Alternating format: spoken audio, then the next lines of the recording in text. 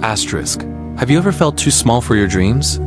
Have you ever looked at a mountain of problems and thought, how can someone like me make a difference? This is not just a story about strength.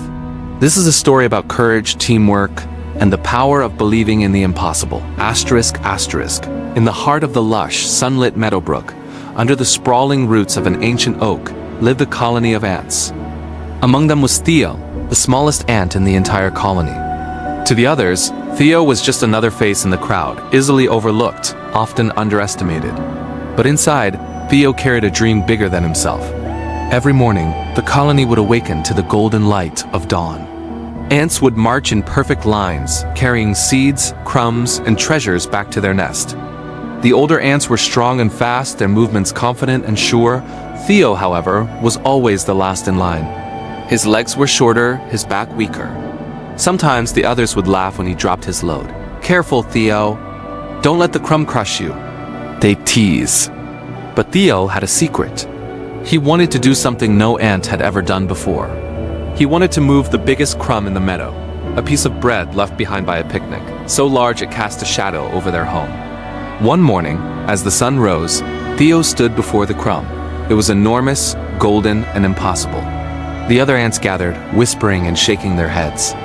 "It's too big," said Marcus, the strongest ant. Even I couldn't move it, but Theo couldn't walk away.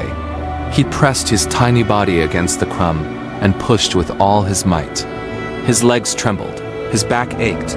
The crumb didn't move. The others laughed and marched away. That night, Theo lay awake, staring at the stars. He wondered if they were right. Maybe he was too small. Maybe his dream was too big. But a quiet hope flickered inside him. If you've ever felt like giving up because others doubted you, keep watching. Because what happened next would shock the entire colony. Asterisk. The next morning, Theo returned to the crumb. This time he didn't try to move it alone. He asked for help. At first, the others hesitated. Marcus scoffed. "Why should we waste our time?" But then Lily, a clever ant with a kind heart, stepped forward. "I'll help," she said. One by one, a few others joined. Together, they pushed. The crumb shifted just a little. Theo's heart soared. But suddenly, a shadow swept over them. A bird swooped down, its beak snapping inches from Theo. The ants scattered in terror, barely escaping with their lives. Just when they thought it couldn't get worse, disaster struck. That afternoon, dark clouds gathered over Meadowbrook. A sudden, violent rainstorm flooded the meadow. The crumb was swept away by a rushing stream, tumbling into a deep, muddy ditch. The team watched in horror as their dream disappeared beneath the water. For days, the colony was in chaos. Food was scarce. The tunnels flooded. Some ants blamed Theo for wasting their time. Others lost hope entirely. Theo felt the weight of their disappointment. He wanted to hide, to disappear. But then something incredible happened. As the water receded, the crumb reappeared lodged against a rock, battered but intact. Theo saw it first. He called out to the others, but most ignored him.